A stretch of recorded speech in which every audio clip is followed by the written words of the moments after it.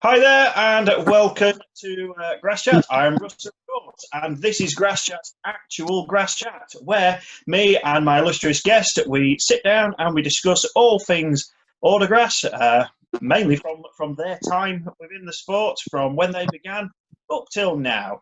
I'm very pleased to say that my guest tonight is somebody I've spent a lot longer than we realised actually working in the commentary box. And that man is Hereford's Tim Jones. Tim, how are you this evening?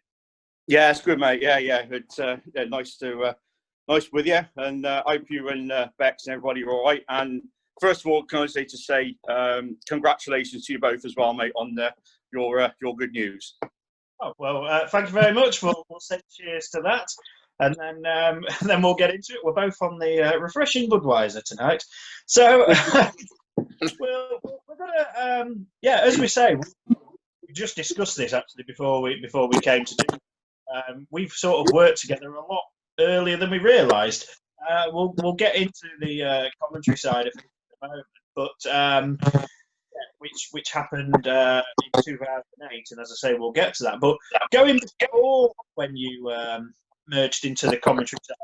How did your involvement in autograss begin? I mean, did you grow up watching the sport?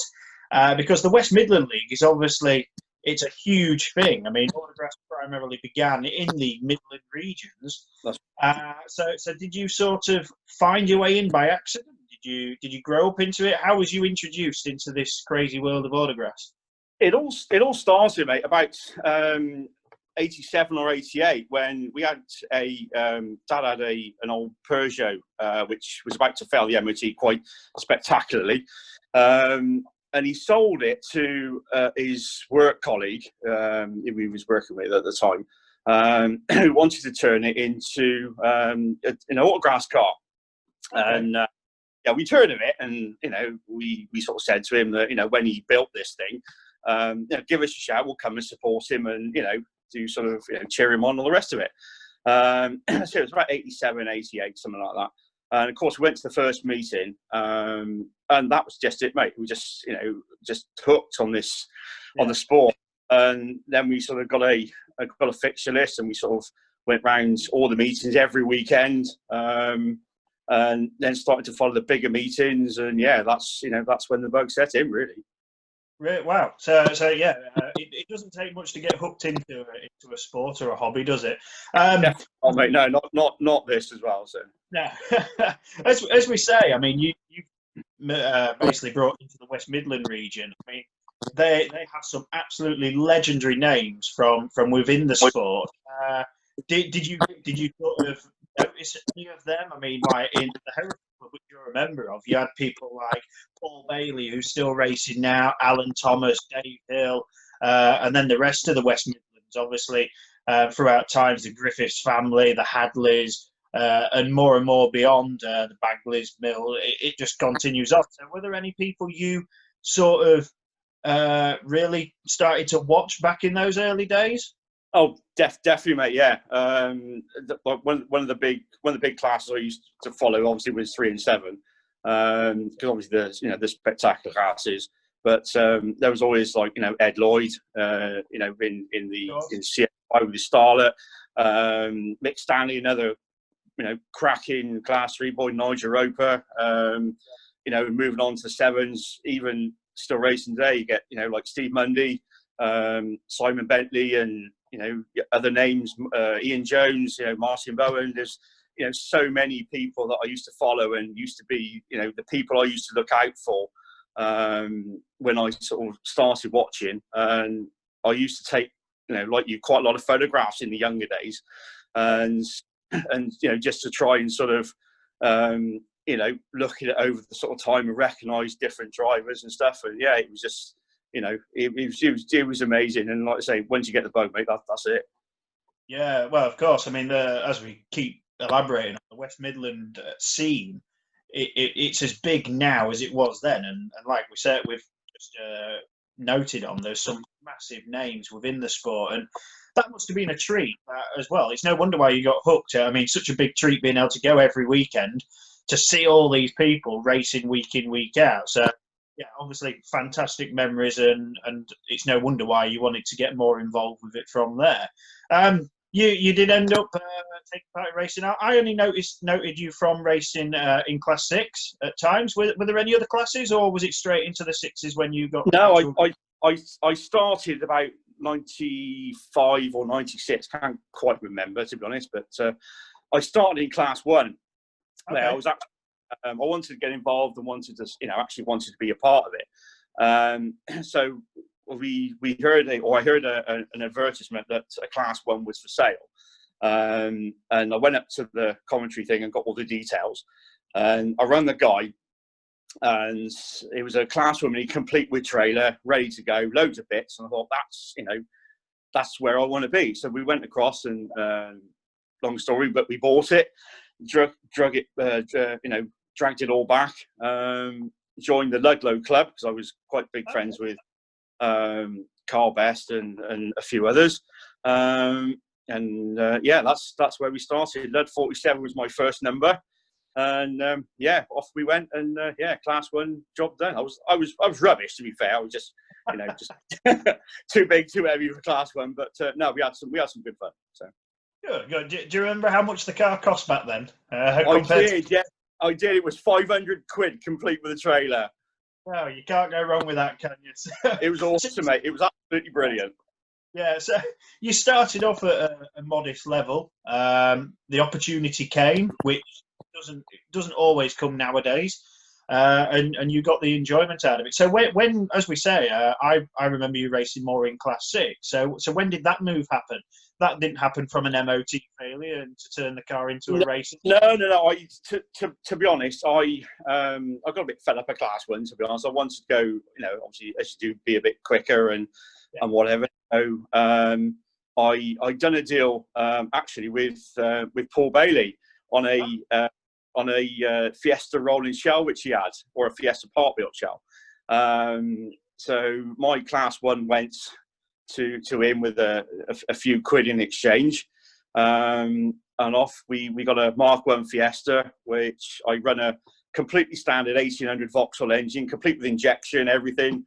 I put a set of shocks on the front, but that's about as far as we got. Obviously, funds were a bit limited. And we had a few seasons in 6, and gradually improved the car. And say it was never going to win anything major, but no, again, we had some good fun in it. So good. So obviously, you found something which could suit you a bit more than a Class 1, something a bit quicker, as you say. Everybody wants to go faster, don't they? And you settled into Class 6. Was there any memorable races, moments from you? As you've already established, yes, you did everything to suit your needs and enjoyment. But was there any races you do actually remember? We've had a few good races in the past. I mean, when I sold the Fiesta, I wanted a Nova, and we built the Nova with a fully 2-litre 8-valve Vauxhall engine, only because I could get a 16-valve at the time. And I must admit, that was awesome. They had some proper bit of kit, the proper gearbox under it, all the proper stuff. And that was just such a difference to what I had. But I mean, qualifying for the Nationals in, I think it was 05. That was brilliant, and we had some cracking races. I remember leading. There was loads of us went to first corner, and I think it was like Steve Hughes, Alan Weston. There was, and I was in the middle of it, and it was like, this is just unreal. This is, stuff that I don't even sort of thought about, But we had some good fun in it as well. So. Good. Well, you obviously set your ambition of making the Nationals. As you say, West Midland League was very tough, and I'm sure Paul Bailey was the man you wanted to get close to at the time and compete with. And I think Martin Bowen himself was racing in Class 6 again at that point, or around that time. So you was obviously setting your sights of being in good company, and it sounds like you achieved that goal. And you did get to race at the Nationals, which not everybody can do. So it's not always easy to qualify, and so obviously you obviously felt very pleased with what you achieved. So can't say anything more than that, really. Is there still plans to race in Class 6 again? I think have you still got a car? Yeah, still got the Corsa, but as I say, I haven't done any for a couple of years due to one thing or another. But it's all going to be resorted. But I'd still love to get back out and have a go. We've got a few more ideas, a few more mods we can do to it. As I say, just to get out and just enjoy it, have a bit of fun, and it's so difficult though, and you'll know this, to try and commentate and race at the same time. Exactly. It's a killer. I did it for quite a fair few meetings, especially at the Bass Round at Tenby, and it's surprising how difficult it is. It's an absolute killer, because you got to go to the to obviously the bus, sort your paperwork out and all the rest of it, get sorted, do your commentary, rush down to the thing, get the car sorted, do that, and then you got the ladies, which obviously you've got to commentate on as well, so you got to go back up, and if anything happens, you're stuck in a rerun, as you well know. It's just it's so difficult and stuff to do, but I'd like to at some point definitely get back out and definitely have another go with it. Yeah, cool. Well, that brings us on actually to the commentary side of things. And funnily enough, saying about rushing around, I think it was actually at Cumdee a couple of years ago. I think I was commentating on Class 8, but I was racing in Class 1. So that made it rather tricky to keep on tabs with. So we discussed this before we started, actually. We've worked together for more years than we realised, because, ironically, we met on pretty much your first day behind the microphone, which wasn't one to get ready for. It was 2008, and it was at Hereford, but it was on the same track. It's on the same track which Hereford have hosted Baz rounds for in the early 2000s, but I think also it's been a host to the 3-day festival before. But when we turned up to that event, it was a rather wet one. And so how did you actually get to the point of, right, I'm commentating today? Was you asked to do it? Did you approach to do it? Because it's a real difficult job for somebody to be found to do. I mean, I got put into doing the job because I wasn't old enough to race in senior racing that time, so my dad says, you have a go at it. How did you actually get to the point of being in the commentary box? Well, it was in sort of late 2007 when our commentator, brilliant Dave Roper, said that he was actually finishing, and they were looking for somebody to obviously take over and sort of take over the commentary duty. And I've always been quite interested in sort of commentary, in the way people bring stuff across. I mean, growing up with it, and as I said, as we discussed earlier, when we started, as I started taking photos and actually listening to the commentary. I mean, we had some brilliant commentators down this part of the world, and obviously right across the country. I mean, we had sort of the brilliant Don Page, who was absolutely awesome. Ron Aggett, who was another great commentator down this part of the world. And then once you go away to the bigger meetings, we had the likes of obviously Steve, who's still there and still one of the best. Dave Walker, the list goes on. I don't want to miss anybody out, but it's when you get into that, I thought, well, I'd like to see how it goes really. So anyway, I spoke to Dave, who he was actually in our club at the time. And he said, well, come on in and, I'll see how it goes and whatever. So I sat down and we went through the paperwork, and he was on Class 3. And he said, do you want to go? And I said, no, I'm quite happy just listening to you, whatever. And it was Class 5. And I always remember he just literally introduced me. So we got a new guy on the mic. He's a bit nervous, but, I'm sure he'll be all right. I'm going to hand you over to Tim Jones, and he gave me the mic, and I froze. Yeah. And I said to what do I do? And he went, speak. And well, I knew nothing about this. He said, well, there's your numbers. He said, just say what you see.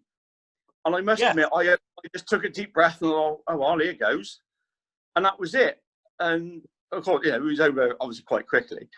And I put the mic down. I said, "Was that all right, Dave?" He went, "That was brilliant." I went, "Oh, right." I went to walk out. He said, "Hang on." He said, "There's another East on the line." I went, "Oh, right, okay." So picked up the mic and I just done the, done the 5. And he said, "What do you think of that?" I said, "Brilliant." I mean, Mark was going like, 10 to the dozen sort of thing. I was so nervous, but it was such a buzz after. And we'd done the same thing. We'd done the sort of finals together, but we alternated the finals. And I did a lot of the slower classes. And we done sort of a couple of meetings like that together. And then the first meeting was on my own was our 3-dayer. So straight into the firelight, Well, yeah, no, I find it fascinating how people do get involved with these things. I mean, as we say, I mean, to do commentating, I mean, I speak to people and say, "Oh, would you ever have a go at it?" And they'll be like, "No, hell no, definitely not," because it's much more difficult than people realise. But it's the same as a lot of things in life. It's difficult if you make it. I find if you can sort of plan your way through it, which isn't always easy, because as you say, I mean, that first day you basically get introduced and there's the microphone. You don't know who's who, you don't know what numbers what, and you've got to suddenly try and keep up with it, but also do the job of expressing it and entertaining, because that's what people want to hear. So did you find it took you a little while to get comfortable with it? Did you suddenly find a natural style suited you? Is there anything in the ways of commentary you get yourself set up to actually do it? Because I find that I have to at least study it at first, especially at the beginning of the year when everybody's changed clubs, numbers, colours, classes, all that. Yeah, definitely, yeah. So, is there something that you do like before each meeting to get yourself prepared? Not really. I mean, obviously, like to study the get the sign-on sheet, see who's there, and again, you just hit the nail on there. Just especially at the start of the season, that people have changed clubs, changed classes, changed colours, and it's sort of, for a while it just sort of throws you, because you sort of learn and get to know the things are. I mean, when you do the bigger stuff, as you well know, like certain, a lot of the car numbers will stick in your mind, because obviously they're there week in, week out, and it's the sort of numbers that you always go with, But it is difficult when somebody changes classes or changes. It does throw you. But again, we got that's why I like to look at the sign-on sheet, see what's there, and just sort of try and just go with it, really, Yeah, of course. So obviously it was a nerve-wracking time when you first did it. Do you still get any of those nerves now, or does it just depend on the occasion, whether it's a club meeting or a BAS UK Nationals type thing? Do you carry those same nerves going across in case you do make an error? I mean, we all do it. We all make mistakes when we're doing the commentary. Get somebody's name wrong, get a number wrong, or all been well. I've not gone to be say anything out of term, but you never know. It's always difficult to make mistakes. Do you still get nervous? Oh, massively. Yeah, it's even doing, especially the first meeting back, the club meeting. There's a bit of nerves. I think if you're not nervous, then you're not sort of enjoying it, and that gives the sort of thing to sort of go on, really. I mean, BAS stuff in UK, that's yes, I'm still nervous, but I'm more settled doing that, because obviously it's a lot easier, because obviously you've got everything you knows in watch heat and all the rest of it. But it's still nerve-wracking, though, to be fair. Yeah, I mean, I definitely get that. I mean, one of the most unbelievable moments for me, just to share, I think I actually mentioned it with Callum. It was at Southall, West Wales, and I wasn't even meant to be commentating that day. And for some reason, the commentator was there, wasn't there at the time, and there was a radio call out, and it was like a race before. It was Class 8, a race before Class 8. So I was down at the bottom corner. I ran off up to the commentary box, completely out of breath. The race set off, car rolled over the fence. That's pretty much how it was starting, and I wasn't even ready. I had no paperwork or nothing. So you've always got to be prepared to be unprepared for anything that can happen. But You've obviously doing it since now end of '07, start of '08. You really enjoy doing it. Yeah, yeah, definitely. And that helps when you do express what you're talking about, because it's not always easy to try and keep things at an interest. So I mean, is there anything that you try and think up off the fly to try and keep things going for the crowd? Yeah, you obviously want to carry that enjoyment through. Yeah, it's always a difficult part, especially when there's like downtime, to try and sort of, you know, fill that sort of void. And you just got to sort of pick up on things and sort of, a bit of banter, especially if there's more than one of you in the commentary box, which massively helps. You can sort of bounce off each other and sort of get a bit of banter going, and mention stuff, and that works. It's so much easier when there's two of you. To sort of try and fill the time and try and sort of keep it all flowing and keep everybody interested, Yeah. So getting on to then, I'm not sure. I'm sure you'll correct me if I'm incorrect. I know it was your home league, but 2017 was that your first nationals on the mic? No. I actually can't remember the first nationals. I am absolutely appalling with dates and stuff like that. But I must admit, 2017 was probably one of the best, if not the best, nationals that I've commentated on. I mean, to have the absolute pleasure of doing 7, because obviously Dave couldn't make it that weekend, and obviously I was assigned to putting the team together, which your good self was on. And I think we had a smashing team. I think we really did. And we all worked really well together. But doing 7 throughout the weekend was such a privilege. And I must admit, I will never ever forget that Class 7 final.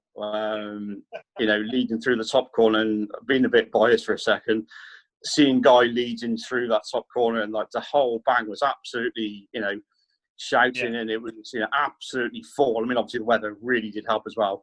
That will stay with me for a long time.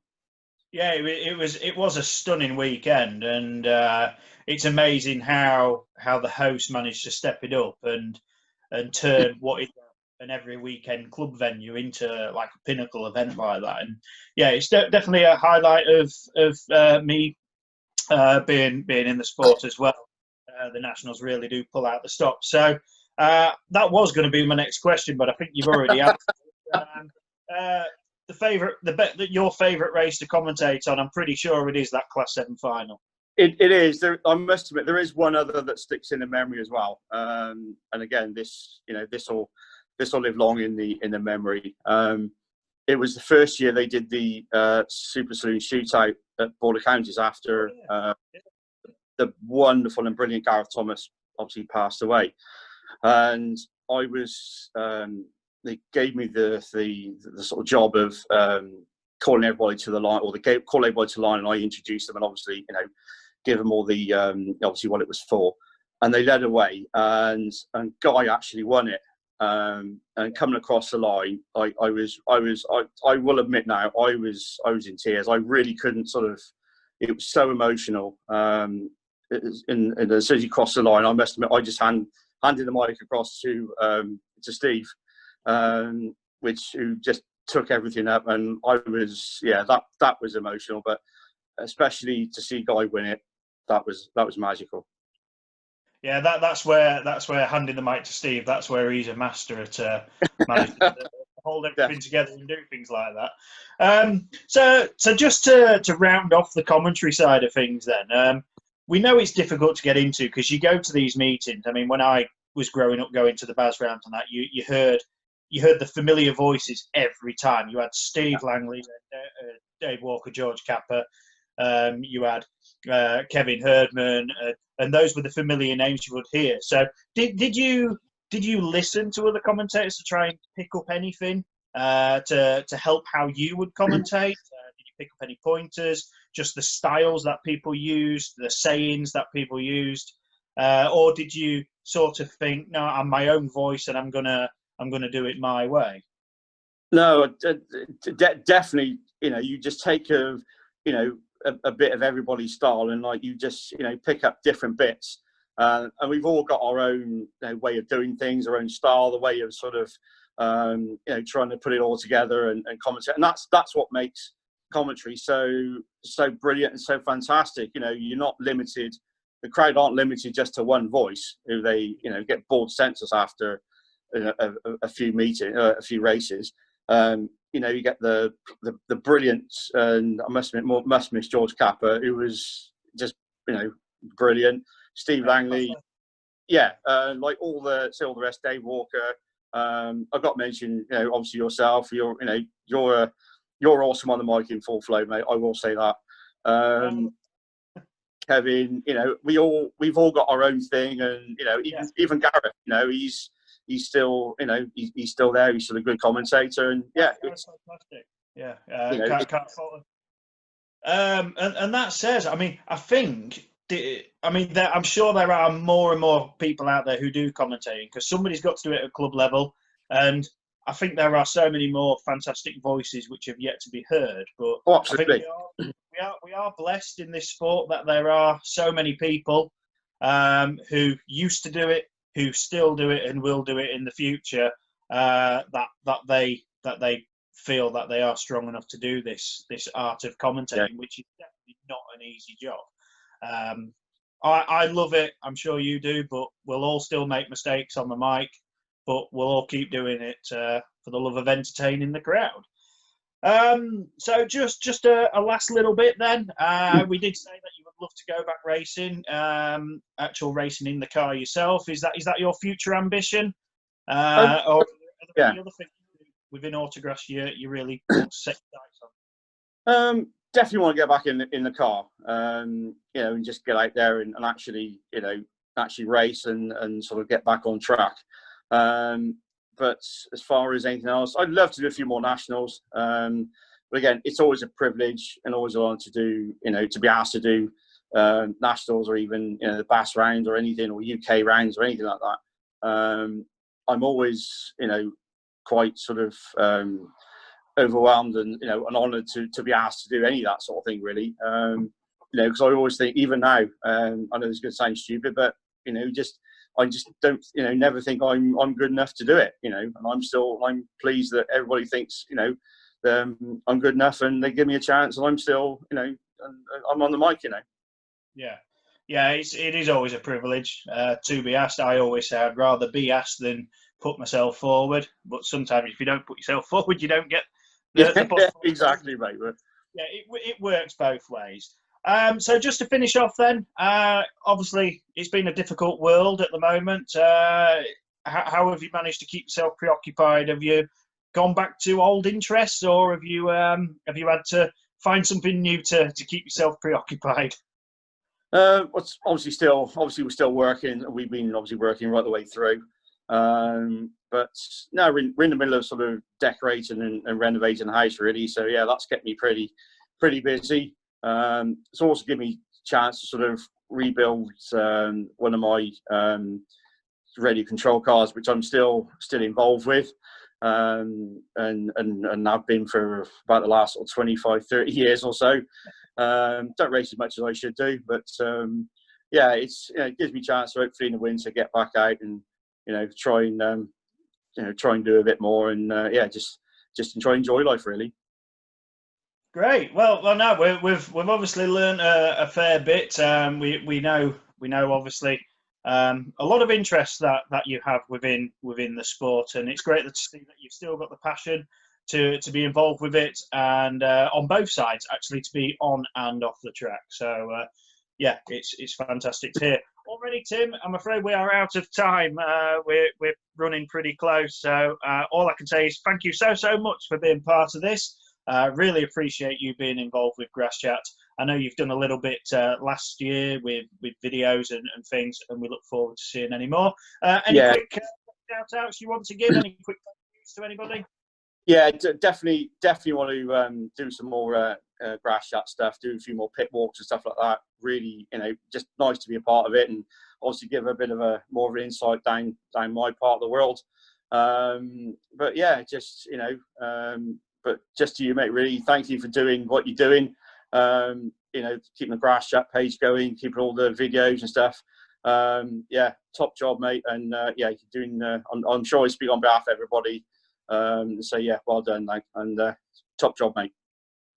Nice one. Thank you very much. So I am Russ from GrassChat. This has been Tim Jones. It's been an absolute pleasure to speak to tonight. All we can say is take care, Tim, and we'll see you and everybody else very soon. Awesome. Cheers, mate. Thanks for it.